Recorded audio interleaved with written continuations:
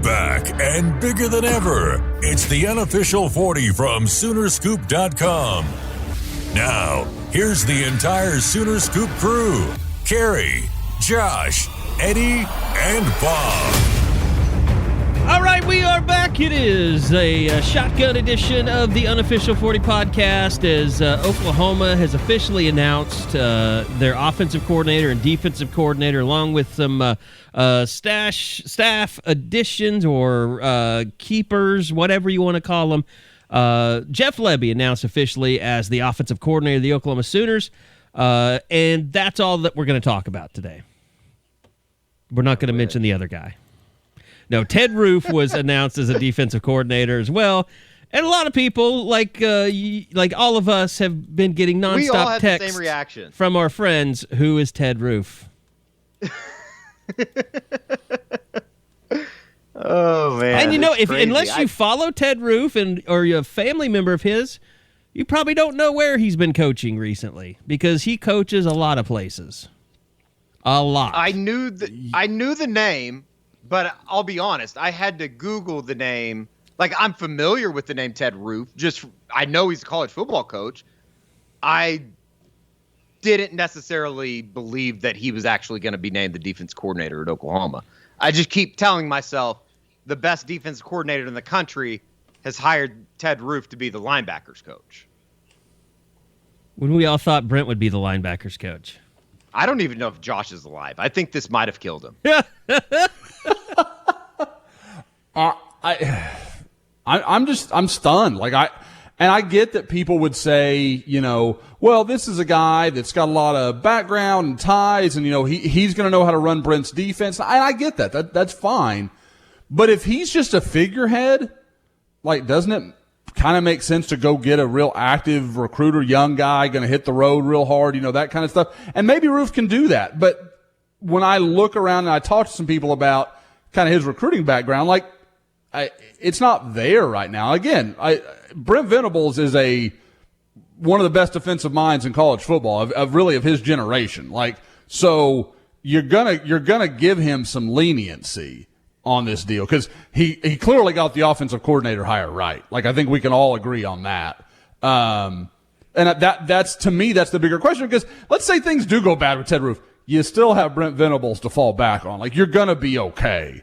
It's just one of those things where I think everybody was hoping for something that kind of carried the momentum a lot. Lebby gives them some momentum offensively. You kind of wondered if the defensive coordinator would do that. And like you said, it's not, I don't think it's anger so much as just kind of surprise. Really? That's the guy?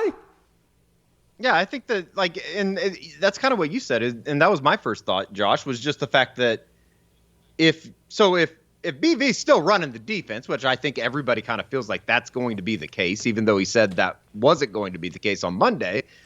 I mean, I still think that Brent Venables is going to have a big say in everything over on that side of the ball. Why wouldn't you go hire a dynamic recruiter? Ted Roof just doesn't scream to me somebody that, the current day player is going to want to go play for. That's just my personal opinion. Ted Roof was fired before a bowl game one year by Gene Chizik. Well, he had one of the worst defenses in the country. Was he the coach at Duke before Cutcliffe? Did Cutcliffe take over for him? Yes.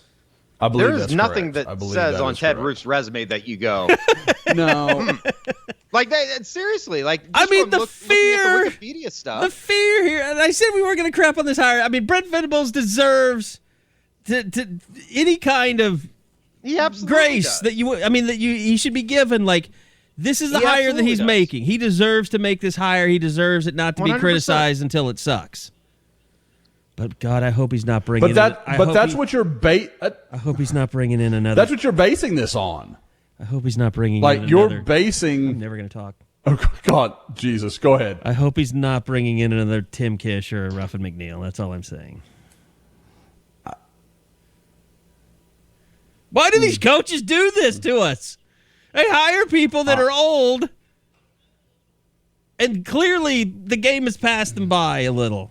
I don't know about Ted Roof, but we've seen this a couple of times. And I love Tim Kish. Great dude.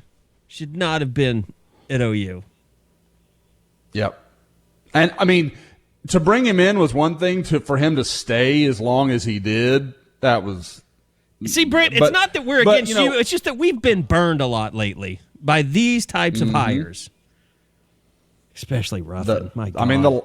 Ruffin was a disaster. I think the last two head coaches had some. We can some say guys it that now. Were free riding it. Lincoln Riley is gone.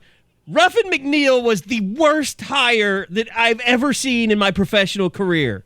The guy could not even stand. I don't know how he made it through practices. He was in terrible physical condition. It was work. That's a little harsh on Ruff. It was work for him just to walk into the interview. Sending me into PTSD. He sweat profusely just being interviewed. I mean, it was. I'm getting my Ruffin McNeil rage out, I guess, but hopefully this is very different from that. Guys, the thing that also confuses me about this is, Brent, and Brent means loyalty when he talks about loyalty, and he had that quote in the press conference. If I've been anything, I've been loyal, and he's right. Like that, he's above question on that. You feel like he would build a staff that would operate as such. Since 2009, Ted Roof's been in 8 places. Like, that's not a lot of longevity. And I realize some of that is beyond his control. There's coaching changes. Like, some of that stuff happens. But, the only place he stayed anywhere for any real time in that stretch is his alma mater, Georgia Tech, where he's had a couple of stints. It's, and like I said, I want to hear what Brent has to say about the hire. What he brings to the table, what he does as a coach, why it is that he saw something in him to make him he deserves the right to at least speak on that. I didn't give him that. I didn't give him that right because I already yelled about it. But I'm not I'm just like everything else. We just vent a little bit. I'm not. Look, here's the things where it could be positive. It could be that, as J.G. Tate told us, awesome dude. Loved some of the stories he told. And even I've been texting with someone who knows Gene Chizik, and that's why I mentioned that Chizik fired him before a bowl game. But even Chizik had high praise for him as a person. So, really good dude. Now, what does that mean for recruiting? Like, Josh, that's the thing. We're going to find out really fast with Kobe McKenzie if this works. Like, if the recruiting part of this works with Ted Roof. Yep. That's going to be really interesting. And I wish I had answers for everybody right now. Kobe and his family have kind of just gone under the radar since, I guess, the night following that Brent Venables visit in Lubbock, which was, I believe, Wednesday, if I remember right. And so, I can't really verify, deny, it just kind of is what it is. Again, though, as a position guy, no matter what this is where Brent gets so much leniency on this, because he's, worst case scenario, Brent Venables could become your linebackers coach, and he's as good as there is in the business. Let's face it, this is Brent's defense. Regardless of Ted Roof or not, this is Brent's defense that's getting ready to be run, and he's going to be overseeing it. It's not like he's just going to be able to take a step back and say, oh, Ted, you're responsible for all this, so if it goes bad, you're next on. No, he's going to be wholeheartedly into coaching and implementing his defense at Oklahoma. Yeah. Guys, go ahead. Oh, I was just going to say, is it also fair to say that, from the shit show that we've seen on the defensive side of the football over the last 8 years, are Oklahoma fans in any place to be judging who's going to be calling the defense? Can it get any worse than it has been? Seriously, can it get any worse than it has been? I will say there's no way it's going to be worse than the lowest of the lows. But, guys, the last 2 years, it felt like the defense was moving in the right direction. I realized there were ups and downs this year. There's no question. Sure. But it certainly seemed to be trending right. As long as the guy doesn't like giving up 3rd and 15s or 3rd and longs and taking the best players off the field in the biggest series of the game, to be completely honest, I don't give a fuck who it is. Yeah, I just think, it has just to not all. a very sexy hire. No, it's not. It just all has to work. It all has to.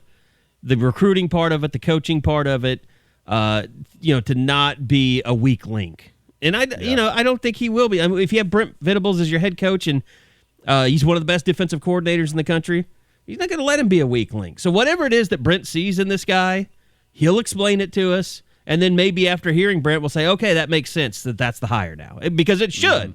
I mean, if we come away from Brent Venables talking about it, we say, I still don't get the hire, that's a problem. So there's something about this guy, Ted Roof, that Venables thinks is going to make his program better at Oklahoma. We're going to have to wait and find out what it is. Because what it says on paper doesn't tell you a thing. Is it a draw into the southeast portion of the United States? Does that do anything for you guys? I mean, he has been at Georgia Tech, Auburn, Vanderbilt. As they make the move into the SEC. Yeah. He knows I know how we're the game is played. We're a rival site, but I went to, because we just don't have coaching pages. We don't. So I went to 24/7, looked at theirs, and it will list some of their, bigger all-time commitments. The biggest one he's listed with, and this name is, people might remember it, Philip Lutzenkirchen, the guy from Auburn that I believe caught the touchdown to beat Alabama that year with Cam Newton and then was on that national championship team. And I think didn't he die like a couple of years ago, like some car accident or something terrible? Sounds right. Yeah. Sad deal. I mean, young guy. But I mean, like, it'll be interesting, like, because there are guys that a good example is Tim Kish. I mean, I hate to draw that parallel, but Tim Kish opened a lot of doors for Oklahoma on the West Coast. He maybe couldn't walk through them all and close the guys, but Tim knew a lot of people. He had good relationships with a lot of coaching staffs. So maybe from that angle, maybe that's what he can bring in recruiting is, hey, all these young guys, and I know we'll get into the defensive end hire that we actually can confirm, even if it wasn't part of this initial release. By the way, we just had a massive holy shit moment. Breaking. Dan Lanning to leave Georgia to become Oregon head coach. Wow. That's from Atlanta Journal-Constitution. He wanted a head coaching job. There's no doubt about that. Mm-hmm. I've heard a lot of people that thought he was real close to getting this job. Yeah, we know those people. To the point there were maybe even some conversations had about like what the staff might look like, kind of thing. So he thought he was a contender for that. It's a good hire for Oregon. I like that. I mean, it's a really interesting thing because Oklahoma and Oregon in a lot of ways have some similarities as jobs. Just north of major recruiting regions. Kind of major powerhouse in the state that they have to recruit that struggled as of late. Et cetera, et cetera. Should we be worried that maybe, there were so many people that were worried that, well, if Lane Kiffin ends up taking the Oregon job, does that mean anything for Jeff Lebby? Does this mean Ted Roof to Georgia possibly as the defense coordinator? Yeah, you got to look out for that. That could be. I'm actually a little surprised that it's not Chip Kelly. I thought that was kind of a reunion that was. Maybe that sounds like that was the misdirection. The publicly getting it out there that they've asked for permission. Sounds like they had to be closing the Dan Lanning deal while they were asking that. No kidding. Oregon, I bet you're right, Carey. Oregon learned from Cristobal. You've got to recruit. And Chip Kelly does not want to do it. He just won't do it. And that's, like I said, I heard some people when Lanning was, kind of reportedly, like I said, kind of maybe talking to some people about who his staff might look like. Like he was thinking very hard about what the recruiting picture was going to look like from what I gathered. I just like it because it's going to make it harder on Lincoln Riley to just grab every kid out there. That dude will recruit like a monster. I don't think there's any question. So, but yeah, no, I guess we get back to the OU but side of things. Josh, one of the things, going back to Ted Roof, Brent mentioned this, Eddie, this, maybe 2 or maybe 3 times. He's mentioned a lot, making the move from the Big 12 to the SEC. He's very mindful of that. He's mindful of getting this program ready to make that move. How are they going to do it? How are they going to get ready? Jerry Schmidt was the first piece, and we haven't had a pod since that broke. But getting your strength and conditioning program back, that was number 1. Jeff Lebby, number 2. and having a defensive coordinator was the third step. So there's something about Roof that he feels is going to prepare them for playing in the Southeast Conference. And you know what? And if nothing else, if it's just a comfortable hire, that's what makes him comfortable as he makes this move for the first time, so be it. And maybe I don't particularly like the hire, but it's not my shit. And maybe it's a deal, like he wouldn't admit it publicly, but maybe Brent knew you can't bring in some strong-willed young defensive coordinator that's going to not defy you, but maybe, want to do his own thing. This is a guy that basically, in my estimation, is just going to continue to preach Brent Venables' defensive message. Well, it's a lesson you can take from... A little bit of a lackey, if you will. From what I think saw Jeff Lebby so interested in coming back to Oklahoma, beyond, being an alumni and all the connections he has to the school. $2 million. But he knew, no matter what, at Ole Miss, no matter how good that offense was, Lane Kiffin's offense is incredible. Lane Kiffin's offense is incredible. Jeff Lebby was the play caller, designer, don't get me wrong, Lane Kiffin's a good offensive mind, he is.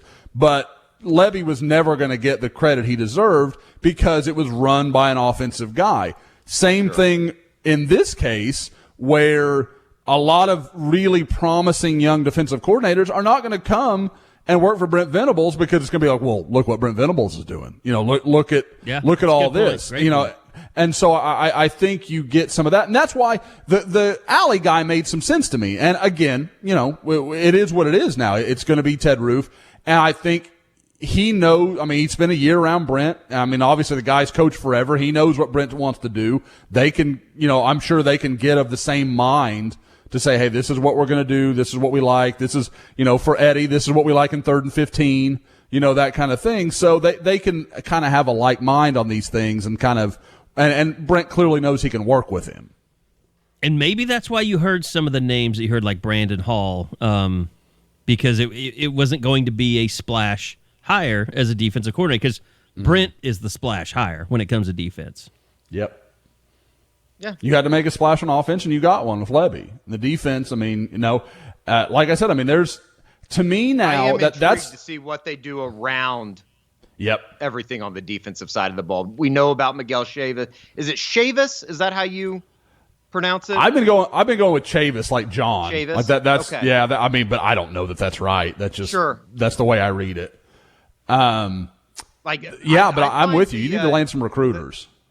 They need to go get guys that can obviously recruit at an elite level, and I think that it's pretty obvious that the last cornerbacks coach was a pretty damn good recruiter, but the performance on the field, was a little bit left to be desired, wasn't it? I think that's fair. And I think there were personnel decisions, guys, that didn't make any sense to me. Like I was talking about, and that's the parallel I meant to get, kind of draw, was when I was talking about Roof being kind of transient, getting all over college football.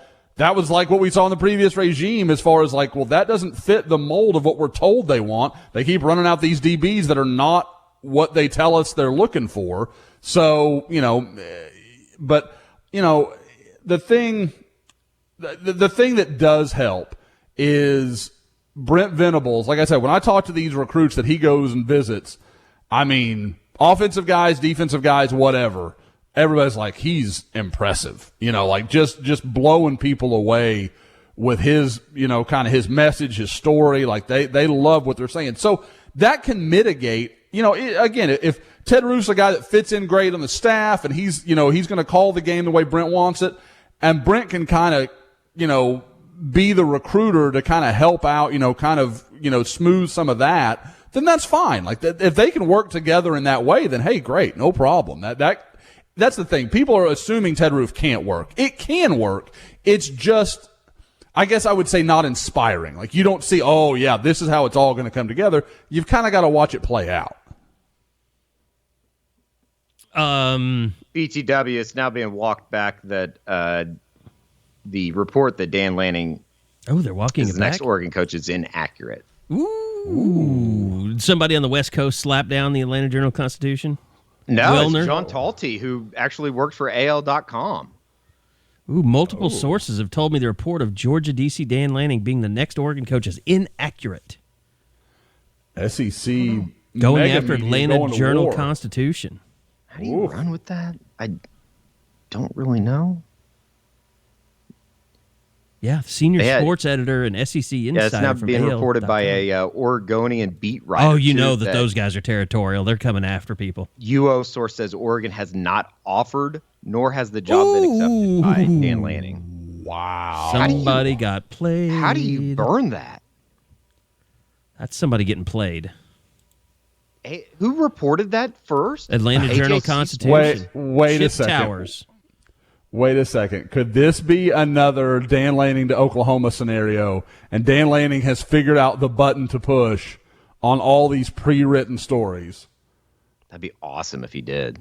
Like he has some sort of hack where he can see. That's the second Dan Lanning story, isn't it? Yep. I forgot the OU market had one. Oh my God.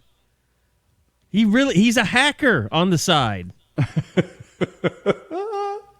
That is amazing. Now it's just up to Chip Towers to come out and say it was an error that the story was published. Chip Ayers Chip Towers? Is that a real person? Apparently so, according to the Atlanta. He's in the byline. It does sound like a made-up somebody name. Somebody jumped the gun. AJC.com. I'm definitely on their site. So weird. This is not a spoofed web HTML address or anything. That's wild. HTTP, I guess. All right, I need your attention because it is Dead Soxy deal time. We welcome you to the Holiday 2021 sale. It's the Buy More, Save More sale from deadsoxy.com. Here's what you get. 25% off any order using code BOOMER. 30% off any order of $120 with code HOLIDAY30. 40% off any order of $240 or more with the code HOLIDAY40. Let me do this one more time. 25% off any order using code BOOMER. 30% off any order of $120 with code HOLIDAY30. 40% off any order of $240 or more with the code HOLIDAY40. Each tier has a code that must be applied at checkout. Free shipping on all orders of $60 or more. Each order over $120 will also get a free mesh bag while supplies last. Stock your sock drawers, have a wonderful holiday season, and as always, stay soxy. Okay, so Josh, let's talk about some good stuff. Yeah, though. Josh, let's talk about things that are happening on the recruiting trail because for anyone not paying attention, if you're not a subscriber to The Scoop, you need to be. We've got our half-off special going until Sunday, so you're running out of time for a great deal to get a full year of coverage from Soonerscoop.com. But Josh, a lot of recruiting stuff going on, a lot of the visits being made. Kobe McKenzie commits to Texas. He takes it off of his page.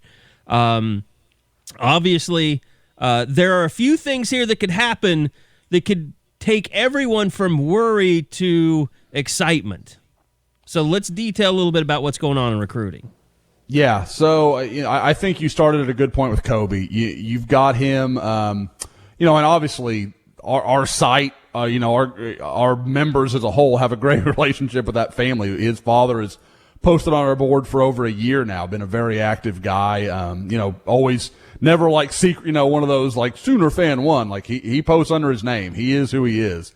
And, I heard when he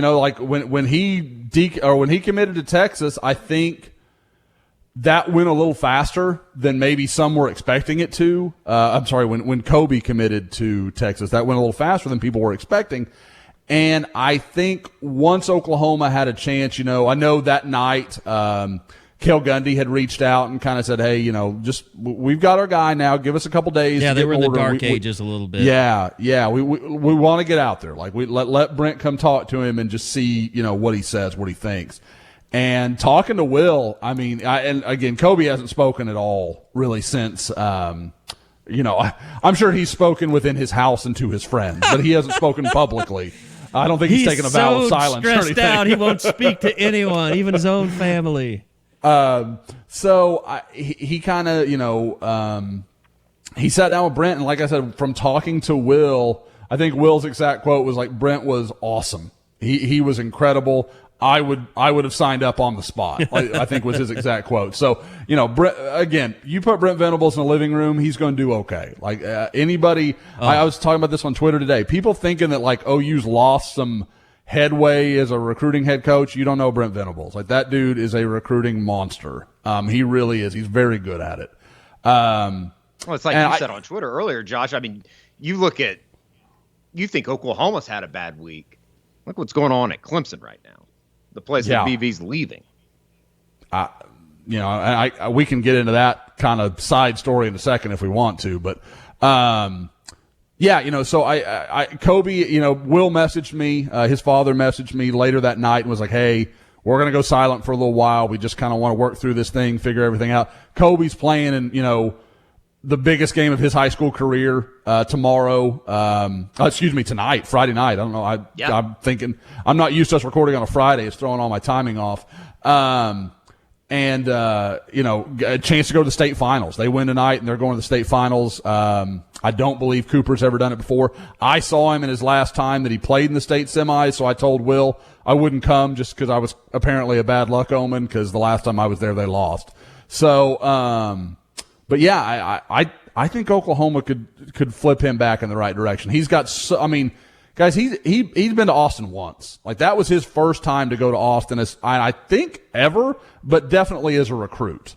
So he just has so much familiarity with OU. He loved what he heard from Venables. Obviously, Venables being the linebacker guy that he is, that's going to make a ton of sense to him. Like I just think there's a lot of people in that house that probably prefer Oklahoma for him. So I think that could end up as a good story. Kip Lewis as well. I mean, how much does that really play into what you think Kobe would do?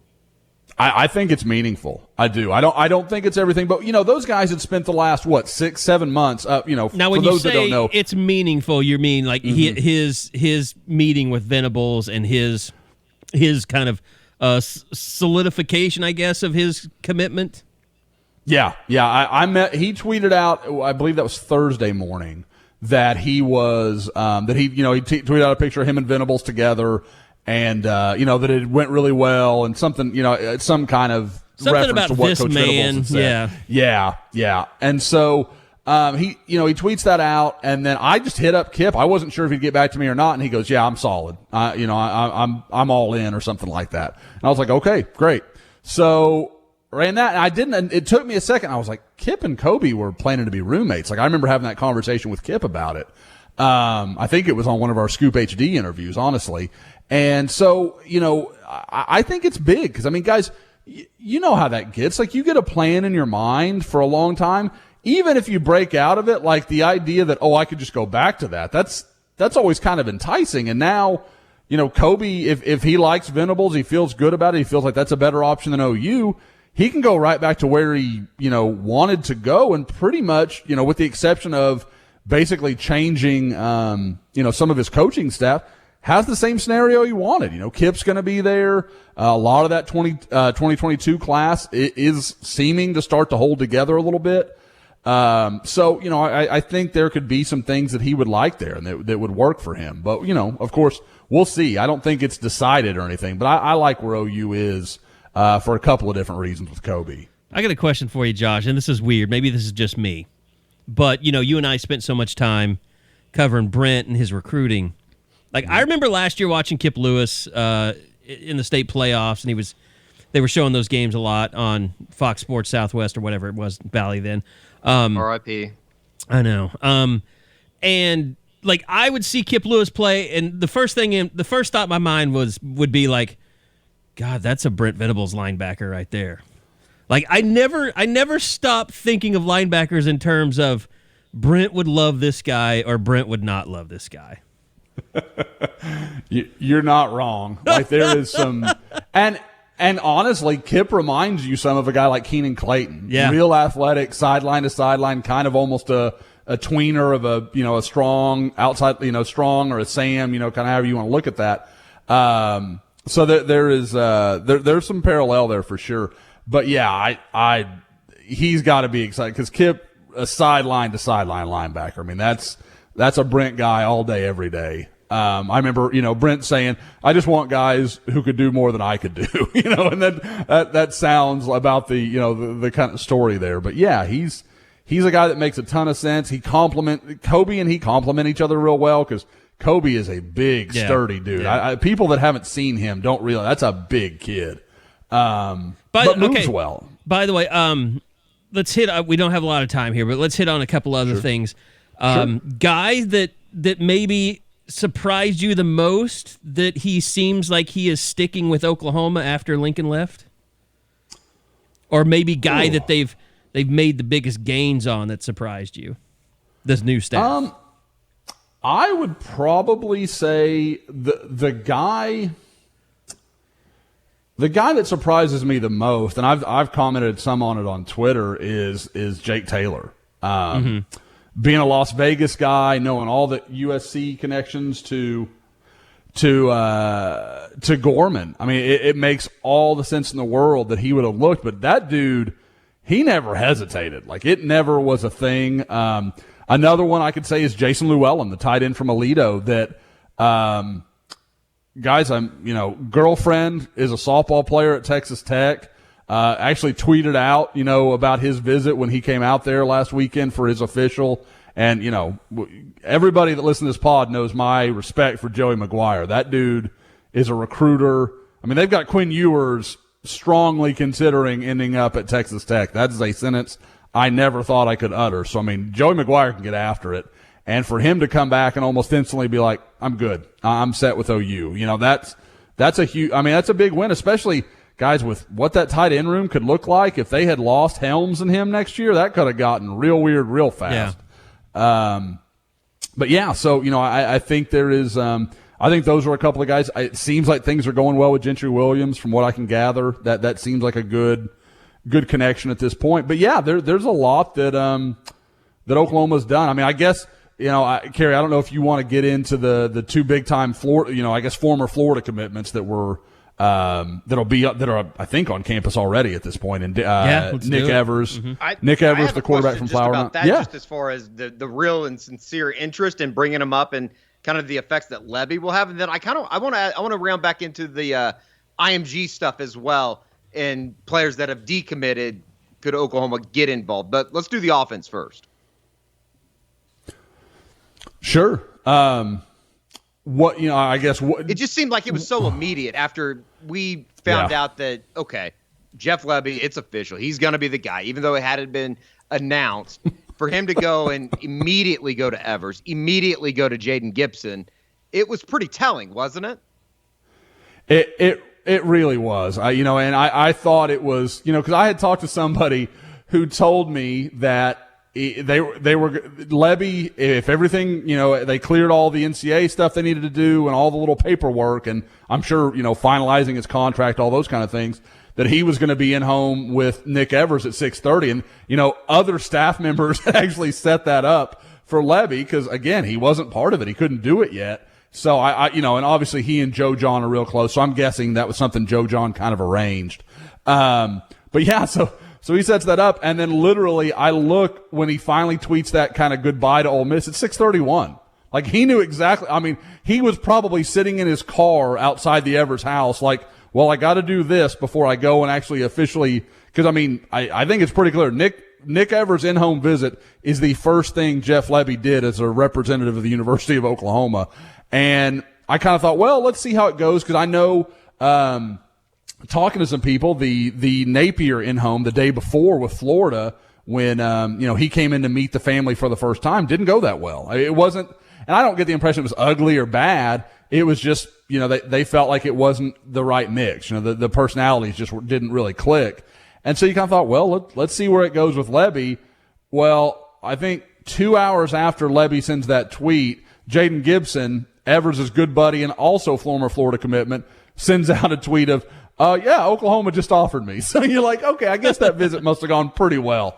So, and now they're both going to be in Norman this weekend. And we had we put up the Sooner Scoop about 1:00, and they were both in my commitment predictions. I've got forecasting for both of them. I think Oklahoma is in a very good place for both of those guys. What kind of pickup is that? I mean, I think to go from not taking a quarterback in the 2022 class to, for all intents and purposes, kind of having a 4-star dual threat quarterback basically fall into your lap. I mean, isn't that just kind of how spoiled Oklahoma has been at that quarterback position for the last 5, 6, 7 years?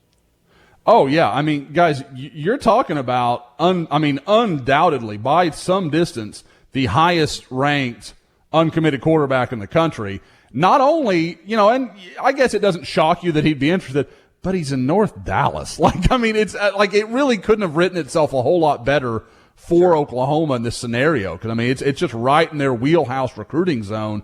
And Lebby had some relationship with him when he was at Ole Miss, and they really liked Lebby, the little they got to talk to him. So there's just all these things that just kind of converge to make this perfect.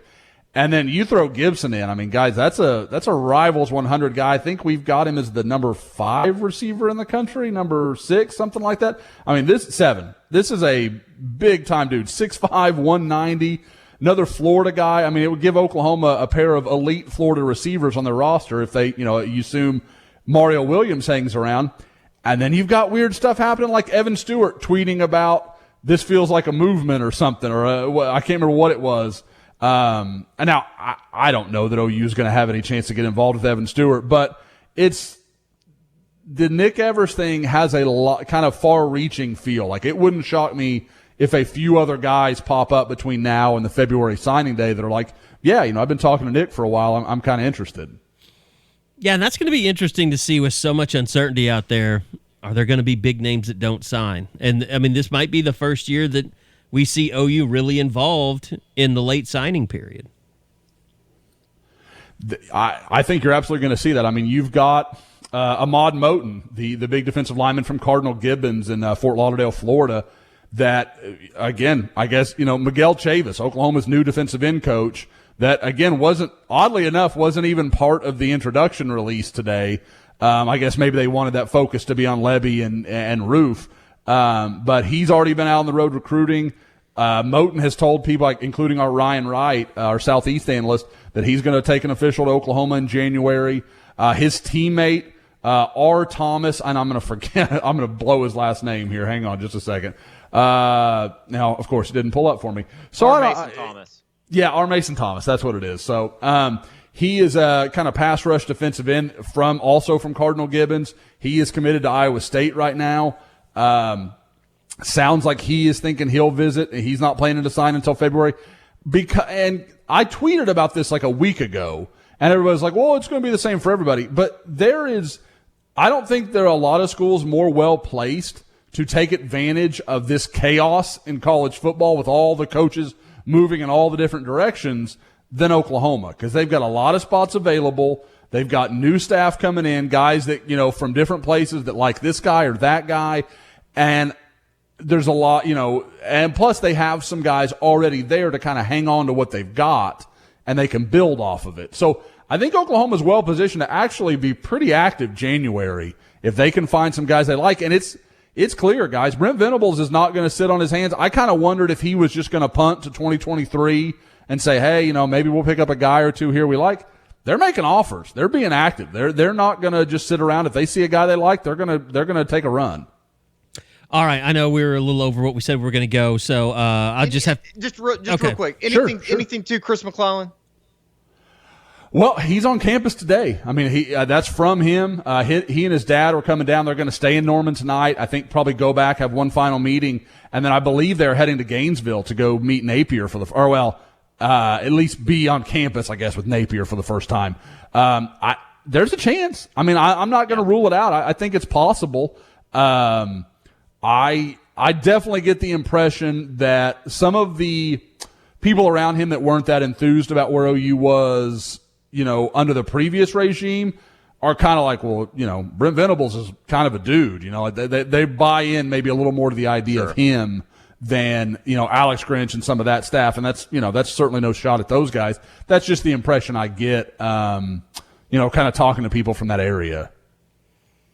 All right, there is a lot more going on, but we'll have to let Josh and the guys tell you on the Crimson Corner. But as I said, we got until Sunday we've got our half-off annual promotion going on. So if you want to join, now's the time to join. It may be another year before we ever have a promo again. So we don't do them often. When we do them, we try and let you know as much as possible, so we don't have to keep answering that question, when's your next promo? Like, it's now. So sign up now, or it may be a while. You may just have to pay full price when you want to get on the Scoop. So till Sunday, half off, Scoop 50 is the promo code. Go sign up if you're not a subscriber, because there's going to be tons and tons of recruiting information coming leading up to the initial signing day, and like I said, even after signing day with this new coaching staff. So thanks to Josh for taking some time out on this Friday. Thank you, Eddie. Bob Persbillo is writing stories as always, so go check those out on Soonerscoop.com. Go ahead, Eddie. I will tell you this. Early indications of Jerry Schmidt's return to Norman. Mm-hmm. I can share that I was told he walked into the current weight facility and said, "This isn't a fucking CrossFit gym." There's going to be some changes ahead. That's awesome. I heard, I think Gabe and Teddy joking about the burning of heart rate monitors, and I think that there's got to be some sort of ceremony where Jerry's just like, I don't give a fuck about that. I was told it is noticeably he's back is all I was said, and I thought that was pretty funny. That is very funny. All right, that's going to do it. We'll see you guys next time. We haven't had a regularly scheduled pod. We'll get back to that at some point, but we felt it was better to kind of give you guys little bits at pieces at a time, and so that's what we've done. So hopefully you enjoyed it, and we'll see you back here next time for another edition of the Unofficial 40 Podcast from Soonerscoop.com.